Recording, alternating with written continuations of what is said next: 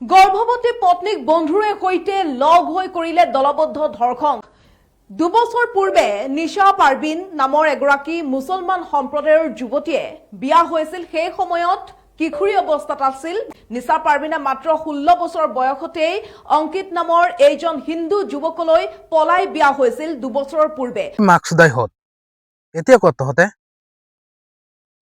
এতিয়া কত, এতিয়া চুপচাপ বন্ধ। তহতে নাকি কাট্টাৰ হিন্দুত্ববাদী নেতা, একদম খাঁটি সনাতনী। এইবিলাক তহত সনাতনী ধৰ্ম হয়। সনাতনী ধৰ্ম কাক কয় জানে না তহতে?